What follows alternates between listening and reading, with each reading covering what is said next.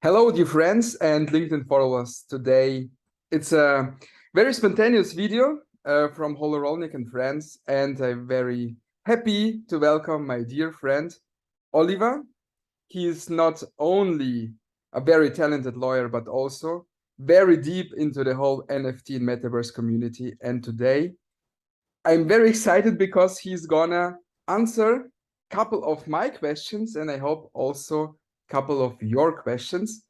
But first of all, I would love to let him introduce himself from the northern capital, from the northern metropole, Hamburg. Oliver, Thank you nice so talking much, to you. Roman. Great introduction. Thank you so much for having me. Yes, indeed, Northern Capital. I think people who are not from Hamburg, as I am living in Hamburg right now, will probably protest. But yes, indeed, I come from Hamburg, or at least I live in Hamburg now. I grew up actually in the south, but now I'm here with my family and my office. So indeed, thank you for having me, and I'm happy that I get the opportunity of chatting with you about Web3 and the law, and maybe even introducing something to you that we haven't shared yet with anyone else in this way with a podcast or with any video or an interview. We have talked about it, but we haven't displayed it yet live. So it's great that we get the opportunity. Thank you. Yeah, thank you also so much. I'm very curious because you mentioned before, and a couple of my friends also are waiting for this opportunity to have a legal opinion on couple of taxation, financial, and legal IP questions regarding owning NFTs, minting NFTs, buying NFTs, trading NFTs, making derivatives, and so on.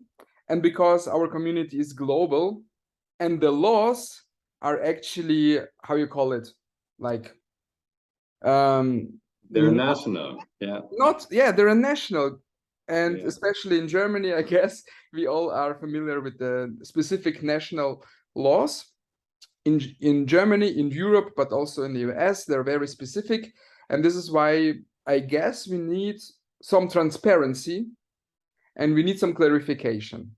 Yes. And this is why I guess you created your baby. What is the Yes. name? Could you please introduce it? Absolutely. I'd love to. I'd love to. So, yes, indeed, I'm an attorney admitted to the German bar, so the German Bar Association, which means I can practice law as an attorney in Germany only. That is typically what you have as an attorney. You are trained to become a practitioner only in one jurisdiction, unless you have you go to some other place and try to operate as an attorney there as well, or you do a master thesis, then you have to apply for the bar exam in that jurisdiction as well. So some people have two or even three different admissions. For me and for Europe, typically it's only the country where you got your legal education. For me, that is Germany, which is nice, which is cool. We have a lot of German laws, you can imagine. On the other hand, it's always a limiting factor when you are operating in a space like the internet in the earlier days, or now also in Web3, where national borders do not really matter, or they're not even visible. And when I talk about the internet, it was difficult in the early days of the internet, and I was there when telephones and internet providers still had cable, so to say. So I know what I'm talking about. Everyone thought that's the next big thing. It's international. It's super cool. We will have internet law. We will have cross-border treaties and all that. And ultimately, it was breaking down to mostly to national laws again. And you needed some attachment points, like where's the server, where's the website hosted, where is the company located that is providing the services, where's the buyer, and all these questions made it kind of possible that you have a national attachment point. Not so much in Web3. So when we're dealing with blockchain, we don't really talk about any server. As you know, I don't have to explain the technical stuff to you guys. But here it's really even more difficult to find a national attachment point. And that was one of the reasons why we thought in my law firm, we thought, well, if there is no real national attachment point, you better be educated in more than just one jurisdiction. And even though we cannot practice law in the other jurisdictions, we better know a little bit at least what is going on in other jurisdictions, or at least have a network of folks who can, so we can educate ourselves, we can educate the clients, and we get a better picture of everything. That was the starting point. And now, and to answer your question, Roman, yes, indeed, that was leading to us having the idea of putting down some basic questions about NFTs that we had for ourselves, that were even going a bit beyond our focus of expertise, which is intellectual property monetization. So patent, copyright, trademark, licensing, that is what we are specialized here in my firm. But there are also a lot of questions with respect to regulatory issues, tax, property law, criminal law even, that we couldn't answer as well. So we put down a catalog. We wanted to be smarter in the things we don't know, and we wanted to grow a network of people in other jurisdictions who know the same stuff. And if we write it down and just keep it for ourselves, that would not be a smart idea. So we thought we create a tool that is accessible and free to use for the entire Web3 community. And that is something we want to introduce and show to you because we launched it last week. And we'd love to show you. And now I've taken so many minutes to explain what I want to do. This is an online tool we want to provide to the Web3 community for basic information about legal and tax questions in different jurisdictions. Awesome, great. And because such network of lawyers didn't exist before, you just created one. This is actually the best way. This is the Web3 way. This is our NFT way, metaverse way. You know, if something is not existing, we just create, we just build, connect, and try to accelerate the knowledge and the community within. Share everything, and this is the Web3 way. Perfect. Yes, and you know, it was at the beginning for me when I started going into NFTs and Web3 law and so on. I already had more than 15 years of an attorney, like in the field of intellectual property. So I do have my networks, but I do not have the networks of people in the space, like in Web3. Which indeed means for me, I needed to kind of dig them out from Twitter spaces, from publications, from LinkedIn posts, from articles that I wrote, that I read, from law firms, from people making referrals, asking people I met, hey, who's your attorney? Can I chat? So indeed, I tried to grow a network, and only once I was digging, I found out that there are indeed already a couple of networks that seem to be working rather well. Also attorney networks, also for Web3, especially in the US, where you have a couple of DAOs, a couple of Discords, even where people gather. But I wanted to take that one step further and offer something not only for an exchange among the attorneys and the tax experts, but a platform where people can interact with the user and where the user basically creates the input by asking questions, and the community of attorneys can provide the answers, or at least indications. That is something we really wanted, and yeah, that was the starting point for Web3 Lex. That's how we call it. That's the tool I will show you in a second. And Web3 Lex is really the idea that you can compare different national laws for the same question. So I just give you an example, and I will show you a little bit later how it works. You have different categories of Web3 or different areas of Web3. So we created. Let's jump into it, Oliver. Let's jump into it. Let's jump into it. Oh, come on. Yeah, let's jump into it. I don't have to explain too much in that. Yeah, it will bring a little bit interaction. Absolutely. What I really love during you open the Web3 Lex is that it's the idea of open source. You know, you collect, you gather special lawyers and attorneys who are specialized in NFTs. Everyone is contributing from the countries. It's kind of, yeah, the Web3 way. I really love it. I think so it is. So let me introduce Web3 Lex to you guys. So this is the starting page. And yes, I know there is a lot of text. So please be aware, we're attorneys and we're tax people. So we need to communicate through text. You will not see any flashy animations, let's say yet. Maybe we'll get another makeover where you will find a much easier way and more dynamics and shorter text. But for now, we just wanted to focus on the content. So since we're attorneys, we are already really short with what we wanted to say. For our standards, it's really short. So please bear with us. Read the text. It is short, but you will need it to understand what we're doing. So this is just the short introduction. We explain what Web3 is, why we created it, and what we want to do with it. It's a database. It's a knowledge database that we want to provide to the community. and we want to provide a network of experts worldwide who are interested and also specialized in Web3 legal matters and tax matters. So what we wanted to do is to create these different areas of Web3, like NFTs, metaverse, crypto, blockchain, DAO, and wallet. That's just the categories we will want to have as the main topic. And as you will see in a second, and that is something you will see once you are registered. Let's just briefly do that. Since you can imagine I already have an account, I will jump through that. You will see that these are the categories that we provide or will provide and fill in over time.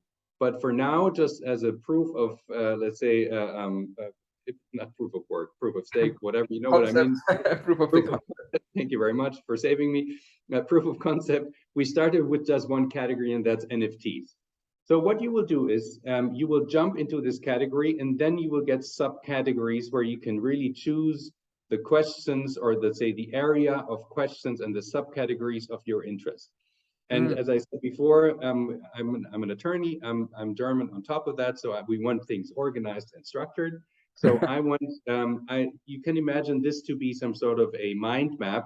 If you really blow it up, like it's NFTs, and then you have these categories, and from each categories you have further categories. So bear with us as well here. We may improve that later. For the user experience, it may be a bit too many clicks, but for now, that's what it is. So let's just go through. Let's just go back 1 second. You understand what I mean? It's the category of NFTs. For example, if you want to jump into legal qualification of an NFT, you will be able to, again, select from different subcategories here, just as an example, sale and purchase. So, and now you come to the first set of questions. So for example, if the first question, and we have an overall of about 140 questions in this database now for NFTs alone, they are separated into intellectual property, property, tax, regulatory, and maybe even some that have some civil law or some criminal law aspects to them. You will see that not all of these questions are strictly legal. So some are also more like we show that we have a general understanding of how blockchain and NFTs work, and we may need to answer one of these questions to answer the next question. So even though you may understand that some of them are not completely legal, I think it is still important for you to know if the lawyer answers that questions in the proper way, that you can address that attorney later with questions, and you can assume that they also know what they're talking about. So how does the platform work? You have one question here. I start with the first one. Are NFTs legally classified as property? And what you can do is to select the jurisdictions for which we already have the contributions from our contributors. The contributors are international tax experts and legal experts. So they are attorneys or tax advisors from around the globe, who we contacted, with whom we had a personal exchange to check that they have knowledge and reference cases in Web3. And they made the contributions. So we addressed all of them with the questions. And just to give you an example here, are NFTs legally classified as property? And the answers came from jurisdictions that we see here. And if you click that, you can see all these different jurisdictions and the name credit of the attorney who made that contribution. This comes very handy because then you can deeper connect with the attorney on LinkedIn and then just ask. Exactly. And this is how we wanted it. So the reason why we wanted to compare all that is what I mentioned before. We have no Web3 law. We have no Lex Metaverse right now. So we do not assume that we can create one, but we want to be knowledgeable. And if all the answers are the same, then we don't need a Lex Metaverse because we already have kind of the understanding, yeah, it's cool, you can have property. Or the next question, for example, do I get commercial use rights when I buy an NFT? Yeah, if they're all kind of the same, then maybe it is good to know the differences, but they will not be blocking points for your project. Now, just as an example, if we go through this here and you see that Michael Kasdan, who made many contributions, who is a very good IP attorney from the US, and you like his answer, or you say, well, I need to know more about it because, yeah, it's a great answer, but I need to talk to Mike because I have more questions. Then you click on his LinkedIn profile and you immediately go all the way to his page and you can contact him. So once, sorry. So once you see Mike here, you can get in touch with Mike and ask him questions and follow up and have a client relationship with him if you want. And if not, you just go back to the page and you say, well, maybe what he said was interesting, but now let's compare that to another different national law. And I just want to make sure whatever he said is sufficient for me, for example. Let's go on to the next question. So that is how the tool will work. The tool will work like that. Just as an example, is utility part of the purchase of an NFT? Yeah, and then you go here, have the same thing again. You have, in this case, you only have 3 different jurisdictions that handed in their answers. And for example, in this case, you say utility is part. Yes, it can be. It depends. The utility can be part of the purchase, but it's not a strict requirement. So, and with all these answers, you will get an indication whether the answer that you're looking for is going in the right direction, or if you have a risk assessment for your own project and just want to check a couple of things, how that will work. So I think, or we really hope that this will be useful for the community, maybe that they even want to check their taxes here.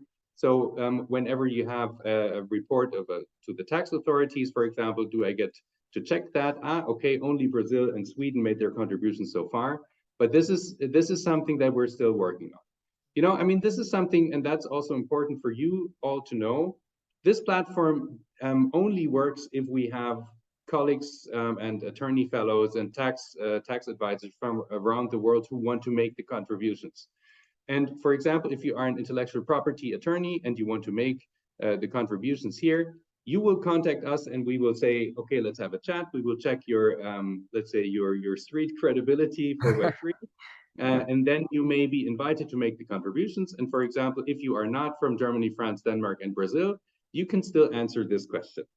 And your question will be showcased here. And that is something that we really want to have, that more and more people make contributions. So the platform will become more and more valuable for the community. And then one day later, we will also start working on the other categories. Huge. That's where we stand right now. Great. I have a couple of questions. Thank you so much Absolutely. for the presentation of this platform. I guess this is going to be this was a lot of work, but it's going to be a lot more work because these topics are just evolving and the laws are changing, I guess, by day in a couple of countries because nobody knows actually right now at the moment how exact to evaluate these laws, how to protect, what is the situation with IP rights, how is it possible that you mint and buy an NFT and then the founders declare like, okay, now it's CC0, and now everyone can own the IP rights to the NFT that you purchased for a lot of Ethereum. Then yeah, these are all questions that has to be answered. But now I have a couple of questions. Yes, absolutely. The first question is right now, how many attorneys are right now part of Lex3, of WEB3 Lex? Web3 Lex. So I would say, so first of all, we have the contributors here. They're not only featured with the name credit in their contribution, but we have them all featured here separately in the contributions section. For now, it is just really, again, their LinkedIn profile, just a couple of words that came from the contributors themselves or from their LinkedIn profile. And that's also the picture from their LinkedIn profile. So right now, it's, let's say we have to make a differentiation. We have the so-called OG contributors, so our original gangsters who made the contributions, who were there already at the launch date. You will see all of them right now. These are our most valuable, if you so want, players, and these are the most important contributors for us at this stage because they wanted to be on board before they even knew what the platform looked like. They just liked the idea and they really wanted to contribute, wanted to give to the community, and wanted to share their knowledge and be part of a network. So the folks that you see here, they deserve the highest credit that you can imagine. Dream team, yes, as you call it in the so we have a wild mix of men, women, and from all jurisdictions, all countries. And it's, I think, right now, let's say, I think we have about 40 altogether of the contributors that already made their contributions. Maybe it's even more. But we have over 200 that said that they wanted to make contributions. 40 is huge, but 200 is even... I think 40 is already huge. And all these people I'm clicking through here, so all the guys that you can see here, they made contributions. You will be able to see which jurisdictions they come from. And right now, this is just, as we said, this is the beta version. So we really want to we want to have people, we want to invite people to come here and give us feedback and check the platform if they like it. If they say, hey, it would be super cool, for example, if you take away this stupid numbering system because we hate it, I'd say, yeah, that's fair enough. I liked it from the beginning. No one else in the team did. So it's fair enough if this goes overboard, for example. Like with all these numbers here, it's just as I said, the mind map kind of numbering style that I like. If other people don't like it, that's just fine. We'll change it. Same here for the contributors. Right now, it's just the name, the picture, and their law. But it would certainly be easier for people to search. For example, I only want to see the German ones, or I only want to see the ones that are focusing on regulatory questions on NFTs, or I only want to see those who have metaverse-related practice. Things like that. That will happen in the main version once we launch. For now, we really wanted to make sure that when we launch, we have enough contributions to make it worth your while, and to create value also to the community, so you can get your indications on some of the first things. What you just said, and that's a good point. So maybe we find an answer to your question. Intellectual property, would we say use right after secondary sales royalties, commercial use rights? I think it would be here probably. Do I have to pay royalties when my NFT is stolen? Full ownership? Can I enforce? The creator gave me the right. Can I enforce? Let me see. Am I allowed to modify the artwork? Okay, whatever. So there we go. As a creator, can I change the terms of the IP license after mint? Yeah, that was your question. If I have a project and then I want to change it, let's see if someone made contributions. Okay, well, we have a couple of answers already. At least let's check. This is how you would probably do it. You would say it is possible by way of an agreement with the current holder of the NFT. That's interesting. So that means if you are the creator, and after mint, you could change, but you would need an agreement. So if you do it just as a unilateral declaration, as done by Moonbirds, well, not so sure.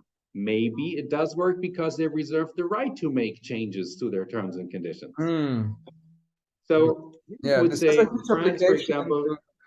This has a huge application to the whole project, like the trust and also the pricing, and also you have to rely on the goodwill or the smart decisions of the founders of this project, of the creator. And this is not exactly. Sometimes it's the case, sometimes it's not the case, but as a holder and collector, you want to be sure that everything. Yeah, exactly. No, and this is, I mean, it will break down to individual assessment of individual cases, and that is how the law typically is. So if you say, well, I told you about the Moonbird case, what happened there is that a project that gave commercial use rights to its buyers, to the NFT holders, all of a sudden pulled the plug. At least that's what it felt like. But instead of like pulling the plug, they have just changed the structure of their intellectual property themselves. Just to give you that example of Moonbirds. So in the Moonbird case, what happened was Moonbirds is this famous NFT project. You certainly know about it, and most of your viewers will certainly know that as well. So the Moonbirds, they minted out, and the collection went through the roof with the ETH price. And what they provided what the project owners provided to the NFT holders, first of all, on their website, by the way, they said you will get the entire IP, so you will get the intellectual property right as such. In their terms of the minting page, they said you will get the right for the commercial use, which is not the IP as such, but it's the right to use the IP. Now, what they get is the right to use the IP. So you, as an owner of the NFT, you can monetize the intellectual property, which means you can take your Moonbird, print T-shirts, and sell the T-shirts, for example. Now, what happened what happened later was that the Moonbird creators, they put their entire intellectual property under Creative Commons 0, which has the effect that you basically abandon the copyright, you basically abandon the right, and in fact make it a public property. So you basically give it to the community. It's almost open source later. So you can say everyone can use it for free. So I'm basically granting a license to everyone. That doesn't mean that the NFT holders don't have a license anymore. They still have the commercial use rights. But also everyone else. Exactly, and that's the problem. Everyone else has too, but that's not what you, well, you can say, well, that's not what I bought an exclusive right, but Definitely. better check the terms because it didn't say anywhere that you get these rights on an exclusive basis. So Okay. you still have what you bought. Someone else may have that too, but the terms and conditions always provided the project owner to grant licenses to everyone else too. So that's exactly what happened now. Still, there are a couple of uncertainties. That's Why a we very need good example. attorneys in the space. This is why we need attorneys in the space. Yes, I'm Because afraid you will not get this rid of is us just too anytime soon. tricky, for a regular tech guy or someone who is just into art or JPEGs. This is all this words is too tricky. No, Yeah, I'm afraid you will not get rid of us anytime soon. But what we want to do, at least, and that's basically the service that we can give you in return, is to give you easier access to some standard questions and standard answers. That is what we created Web3 Lex for, and I hope it was at least a useful first way of showcasing that it is actually easy to use once you get used to the system of the numbering. And I think it should provide easy access to a first indication. It will never replace legal advice, and it's not supposed to replace legal advice, by the way. And I think it says it everywhere. So like, no, this is no legal advice. If you come here for legal advice, you're in the wrong place. I think we have it here, so that's not legal advice. So many of our contributors said, please have disclaimers everywhere because we can get sued if we provide answers and people think it's definitely. legal advice. I mean, everyone, at least where I live, they know that a website is not legal advice. But for those jurisdictions where it is important to make it clear that you cannot put your cat in the microwave oven, for example, that is also important to know. Here is our disclaimer. Don't use this as legal advice. It's an indication. You will get access to a network. Contact the people if you want to have legal advice. If you are a contributor, use this form and you will be forwarded to a Google Forms where we get your details and all of that. So I Perfect. hope that has been at least helpful as a first indication for you and your Very, viewers and your very followers. much, very much.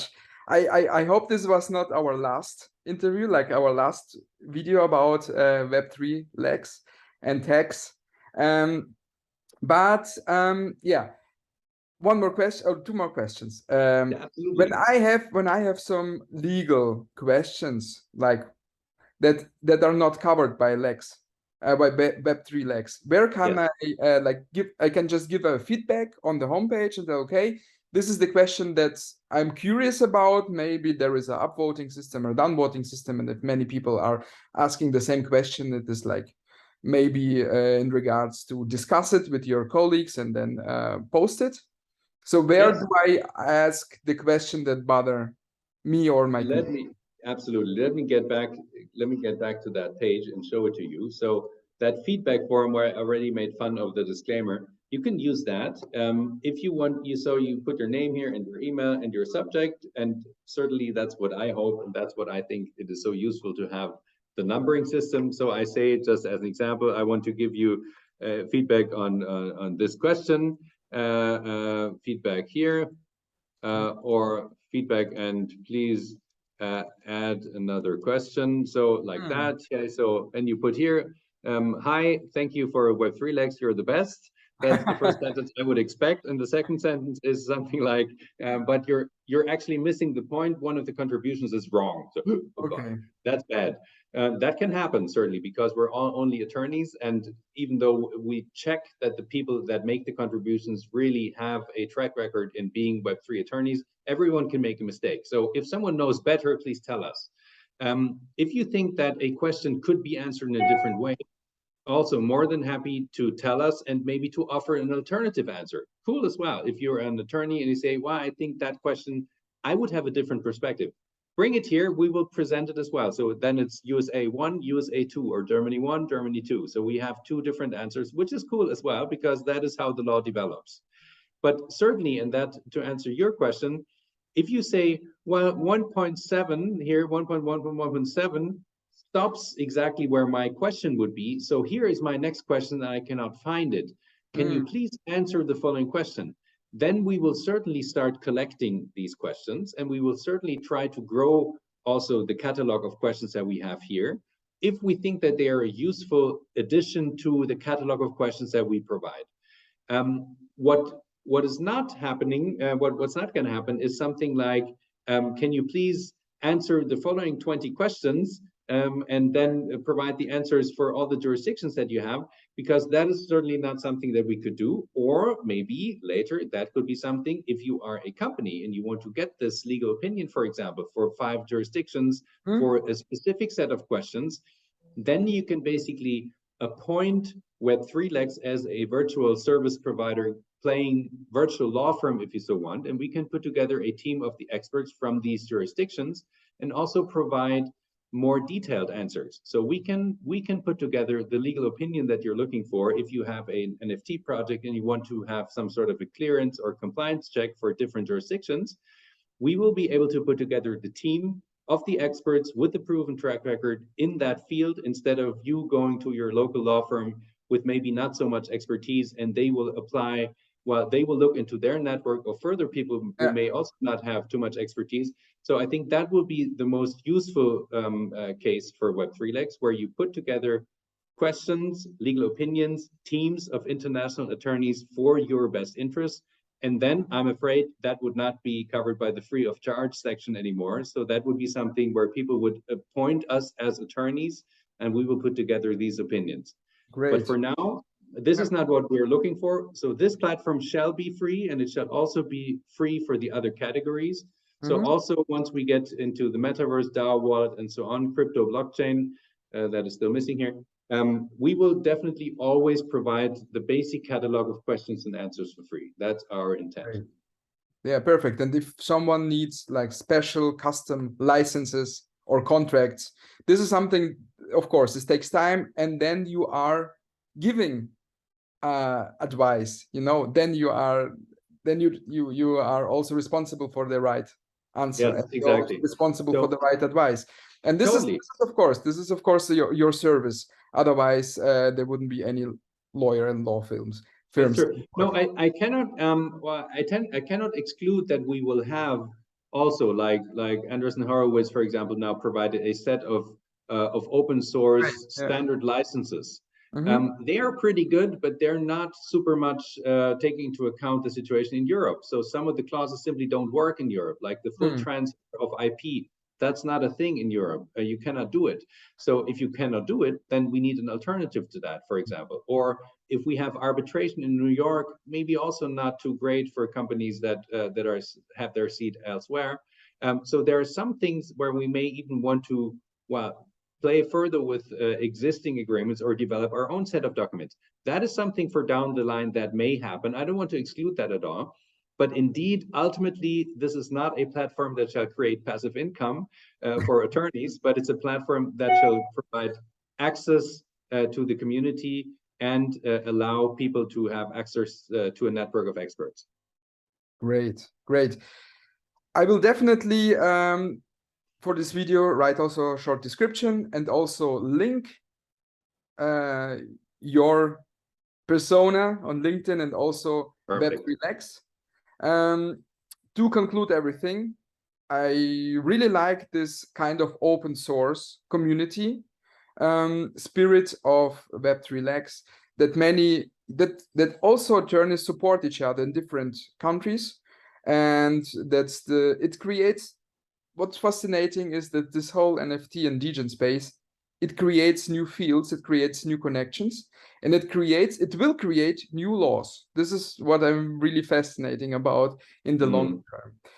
And to conclude everything, Oliver, what are you looking for? Like, we have a community, this video hopefully will be shared.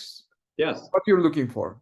So first of all, I look for people to come to Web3 Lex and check it out. So everyone who has an interest in legal questions with respect to NFT, that's the first category, as you just saw.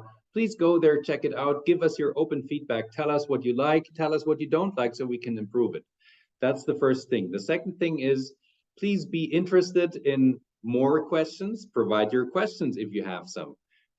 Ask for, and that's maybe the most important thing, ask your attorney friends and your tax friends in whatever jurisdiction you are to check it out. Maybe they want to become a contributor, because this is what the platform needs.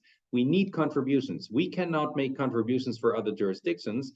we cannot even make the contributions for the legal fields we're not experts in. My expertise is intellectual property licensing and monetization. So I only can cover maybe a third, if at all, maybe a fourth of the questions that I have. And for the rest, I need experts also in Germany. So please do show this to your expert attorney and tax friends and invite them to check it out. If they like it, please tell them they can become contributors. It's for all our benefit, everyone's benefit.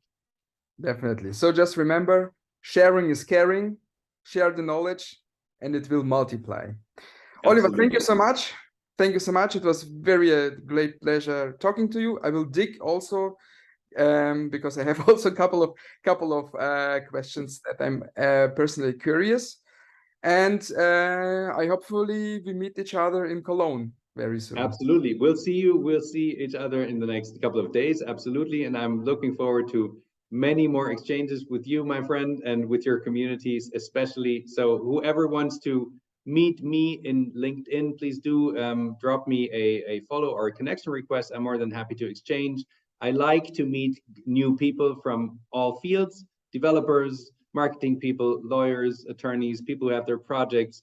I'm a big connector and I like chatting to people. I cannot help everyone, but I just like to chat. So make an introduction and I'd be happy to see what I can do for you. Take care, guys. Bye-bye. Thank you so much. Bye-bye.